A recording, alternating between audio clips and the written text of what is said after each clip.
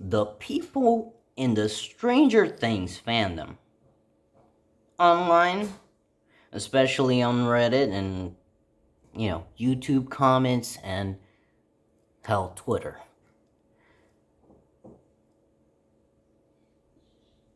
They're saying the craziest shit. I mean, it sounds crazy if you've been paying any attention to what the hell is going on in the show. Even if you just paid attention to the 5th season, the first part, it should be fucking obvious what the fuck is going on in front of your eyes. It's not rocket science. But apparently to you, well, some of you, it's like you believe in a tooth fairy. And I really wanted to make this video, but another part of me was thinking, do I want to be that evil? Ruin the fun for when they finally find out what is really going on.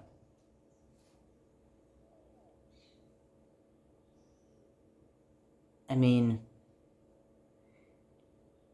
if they're that adamant about thinking that it's not gonna happen,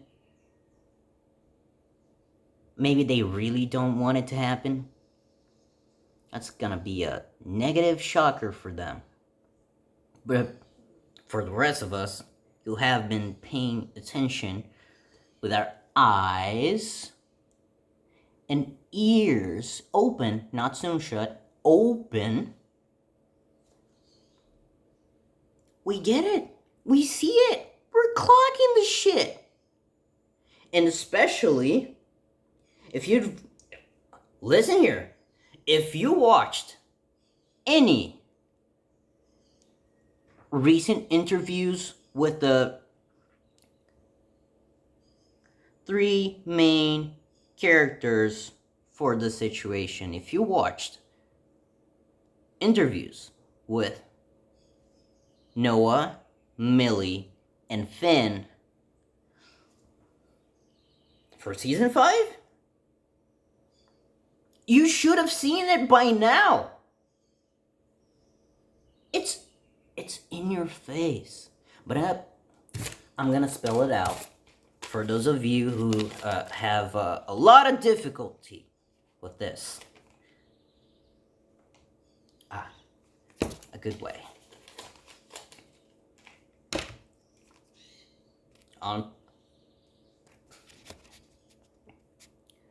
Here, I'm gonna draw you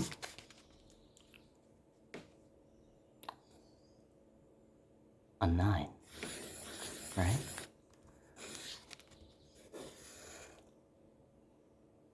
Whoa. Do you see this?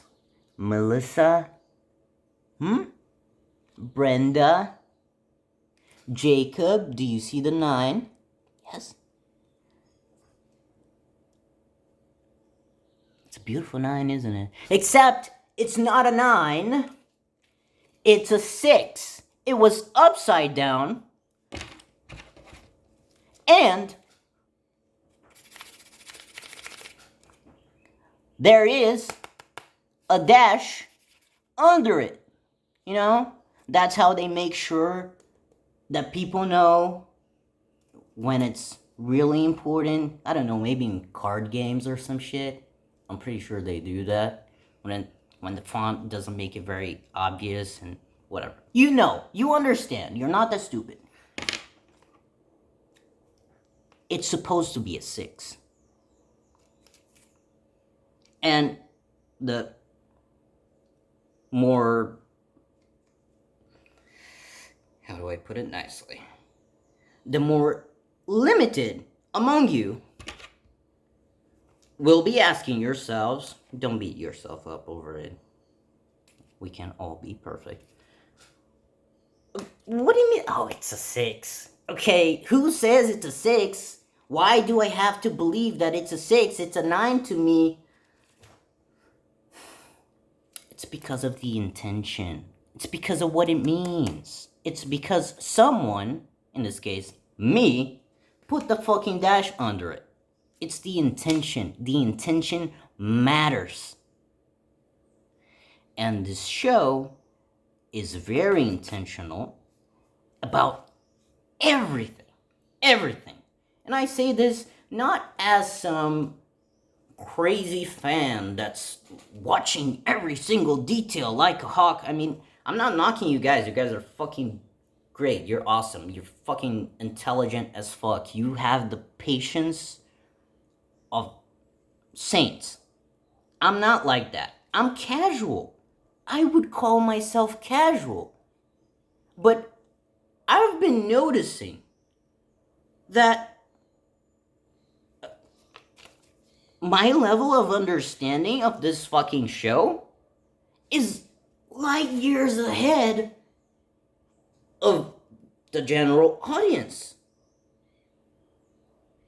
And I'm like, I'm not the biggest fan, but I clocked this shit. It's obvious. It's in your face. How are people still denying this? I'm gonna go out and say it. What is this? What are you talking about? What the fuck? Listen, guys. Byler is endgame. Yes. Yes, it is. You people have been fooled. You have been bamboozled by the very obvious misdirections in the show. This show has some surprises. Many of them were kind of telegraphed. That's how it goes with shows like this. They put in a little bit of mystery for you to be surprised when they finally reveal, oh, wow. And you're like, oh, that's so clever what they did. Oh, when you pay attention. When you don't pay attention, you're totally taken off guard. Like, oh, who could have seen that coming? Well, you, if you paid attention, you could have seen that coming. I mean, I'm not saying that you can't be a casual viewer and just, I don't know, be doing the dishes or whatever you do while you're watching the show. But the thing is, if you're not fully in it, if you're not fully paying attention, if you're not really looking at the screen, listening to what the fuck the characters are saying, you can't come online. I mean, you can, but you can't come online and claim that, oh my god, it's so obvious. I mean, Byler could never happen. You know why? Because you know that scene where Robin is saying, like, the first crush. That's not like that's just the first crush. It's bullshit. It's nothing. It's just a dumb crush. And they latch onto that to say that means that the whole plot is, oh, Will likes Mike all along, and then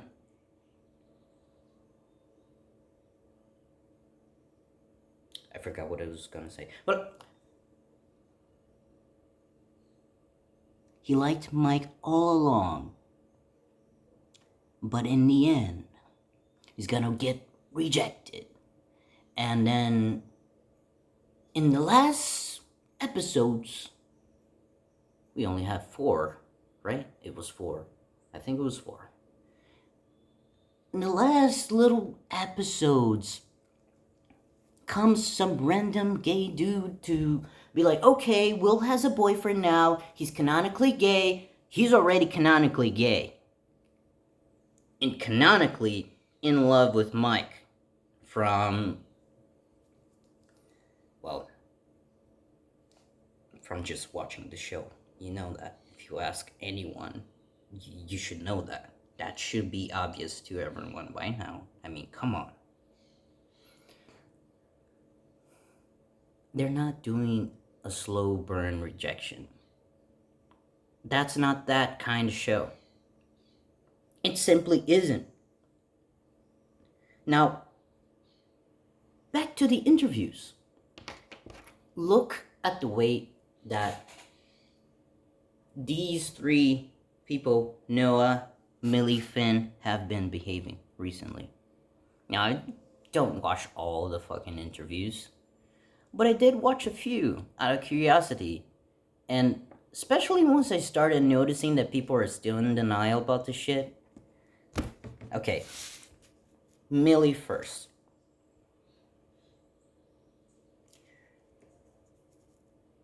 For people who have been, in the know minimally, it's obvious that Millie, at least, was a huge Malevolent fan. Mike 11. It should be obvious what the fuck I'm talking about right now, but she was a huge fan. It was her thing. She was like, oh yes, I want them to get married and it's gonna be so cute and I'm so excited that was her thing. And Finn was not really excited about the ship in general.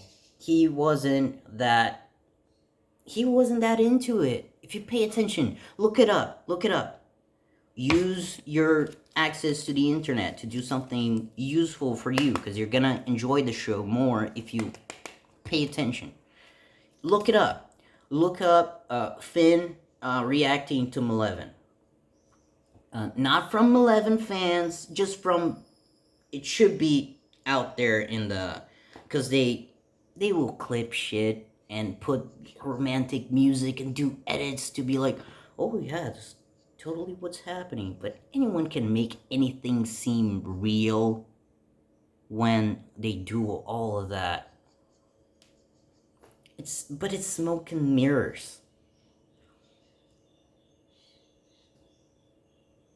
Finn is not a huge fan.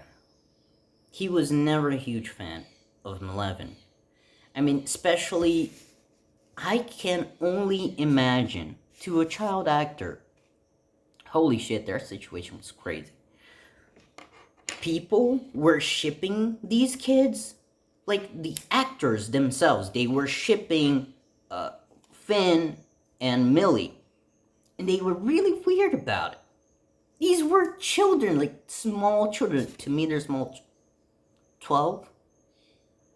And people were like, oh, they're so cute together. And they would say weird shit that I'm not gonna say here.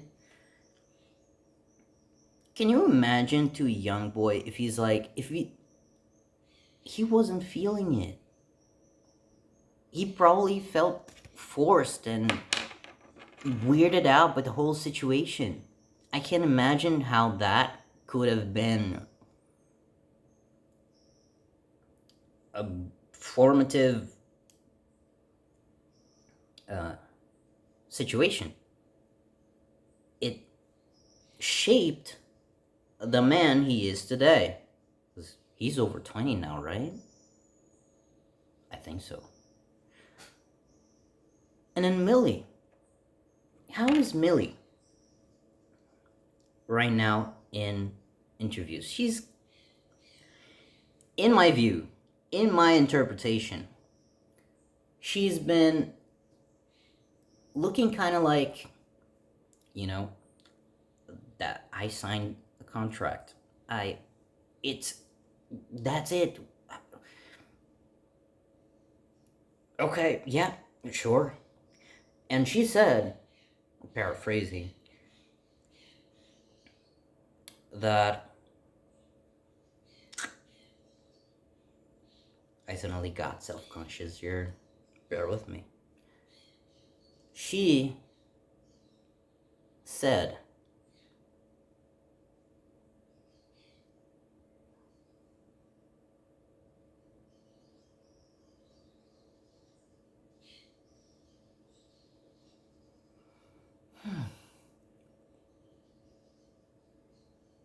Yeah, whatever you think is gonna happen, it's probably not.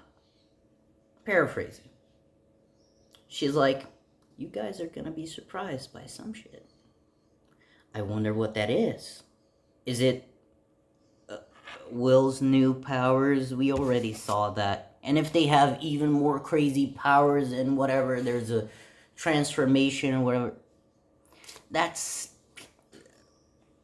not it. That's not it. Why? Because now I bring to you, look at this guy's interviews. Look at Noah's interviews. Look at the way that he has been behaving. That is a man that is so glad, so excited. He is on the moon. That is a man who has been holding himself as best as he could to not spoil the very big, very nice surprise that they've been keeping in store. He's really excited about something. And wouldn't it make sense, just from that his ship, the one that he likes, the one that he's a part of, is canon. And besides, you know what I think? I think Finn is a huge fan of Byler. I mean, I haven't stalked this guy's social media or whatever. I'm not about that. But to me, being, semi-casual, it's kind of obvious. You can infer that. But obviously, he's probably been told to, or, he took it up on himself to not knock Maleven outright and be like, guys, Maleven is not in game, come on, because it's gonna spoil the surprise for you little kiddos who still believe in the Tooth Fairy. But he is totally on board. I mean, as far as, this is concerned, he's totally on board. Especially because he has played a gay character before. I think maybe it was more than one. But he's not opposed to it. He's not weirded out by it. Quite the contrary. I believe he's totally comfortable with it and he likes it. So, if you just look at their interviews, Noah, Millie, Finn, they are very telling. And if that is not enough for you yet, how about the fact that the people in charge of the show, the writers, the Duffer Brothers, they're the producers, right? They say, hey, this is not a show for, normies. This is a show that's very explicitly telling you, hey, these are freaks. And that's why you like them. Because they're freaks. They're different. They're themselves. Unapologetically. And they get shit for it. Just like the people who go online saying, guys, are you not seeing this? It's 6. It's not a 9. Your 9 is upside down. It's a 6. And then people go so confidently saying otherwise. And arguing about it. And insulting others over it. Acting like little children. Like little bullies. You're like the little bullies in the fucking show. You shouldn't be acting like that. Most of you are not that age. You should know better by now. Because it's not that serious. I mean, it's a fucking show. It's a show. You're not meant to, threaten people over it. What? I mean, you can be snarky at best, but threatening people, or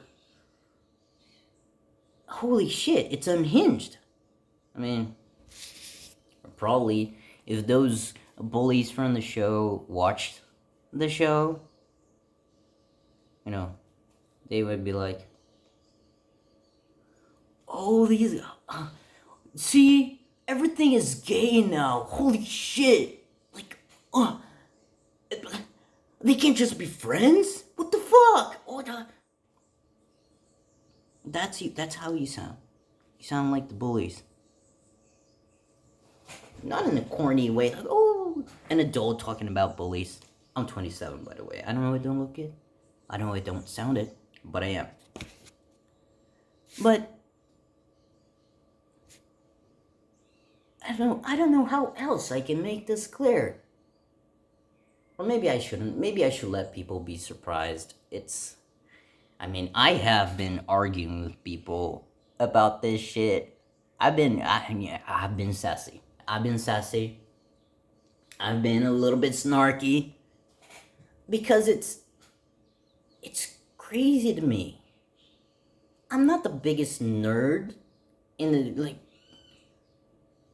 especially when it comes to the show. It's not my favorite show of all time, the one that I'm, oh my god, a super fan. I don't have any merch or anything like that. I'm casual.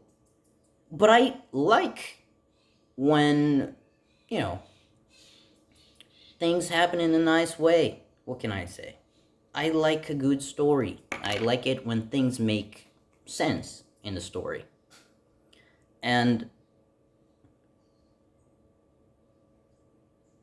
from the start, I mean, recently, you know, they were recommending before season 5 started for us to watch, you know, the first seasons. Because they have a lot of clues and hints, especially after the second season. Especially since after the first season, they finally got the confirmation from Netflix that they would get a second season, since the first one was so fucking successful. I bet they were outlining this shit from that time. Just notice how strange the relationship between Mike and Eleven has been. It's been so fucking strange if you look beneath the surface. I mean, it should be obvious, even if you're not that bright. The kissing. What other couple kisses like that in the show? No one else. And those are 2 kids. I wonder what point they were trying to make with the Zlobberfest on the screen. It felt gratuitous, didn't it?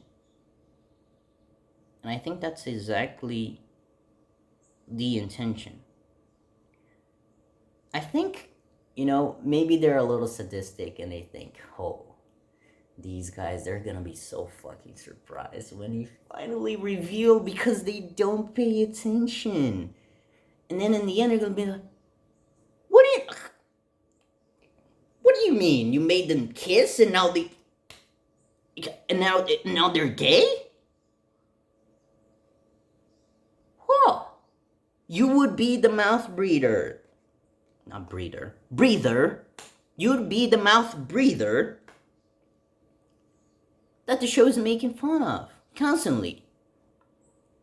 You're those people who don't believe that the monster is coming. You know, it's crazy shit is happening all around you, but you're still in denial. You've been misled. And a lot of you seem really comfortable in that place. I've rambled enough. But that's just the facts. If you want some homework, because I don't have all the answers here. I'm not some pro. I don't really do YouTube videos. But Mike's Basement Beats. It was a Spotify playlist. I think it's been deleted, pretty sure. But it's out there. You can look it up. You can listen to the whole thing. It has all the songs that were originally, that was an official playlist by the creators. And Mike's Basement Beats, in this playlist, they had very telling songs. And I invite you to look for the people who are analyzing these songs. And notably, one of them is Small Town Boy, which, from the title alone, you might think, oh, it's a small town, a boy in a small town, and it's a small town. But this song is about a closeted gay guy, a little boy, about a gay boy. Look it up. That's the main one. But there are many other clues. Look at the recent interviews. Look at what they're saying, how they're saying. Look at their energy. It's very telling. And look at the interviews when people brought up Malevolent, especially for Finn. It matters because they're part of the creation of the show. Oh, and one last notable detail. You know that van scene where Will is looking away, crying, and Mike is like, that scene took, I think it was a whole day to film. Something like that. Look it up, you're gonna find out that it was some crazy time compared to other scenes. It was some real fucking dedication to that scene. Like, balls to the wall kind of shit. Because they wanted to get it just right. The nuances, the little looks. You know how Robin said in the same speech that a lot of you have been using to be like, see, it's just, he's not, that's his first curse, it's bullshit, it's not gonna happen. See, she said it, Robin said it, Robin apparently is God, and she's a character, she's in the story, she's not a god in the story, she's not the truth teller. She could be mistaken. But I don't think that was even what she was meaning when she was saying, oh, your first crush, that was my first crush, and I thought that it wasn't about that. It wasn't about that. But anyways, that scene in the van, they were giving hints. The lies from 11 saying that Will was painting for some girl. She thought he was painting for some girl. And, I mean, lies from 11 and Will. And Will is like, it was 11 who told me to give this to you. And then he was pouring his heart out to Mike as if he was 11, as if it came from 11. And, you know, if Will was meant to be rejected all along, wouldn't that have been a perfect scene for it?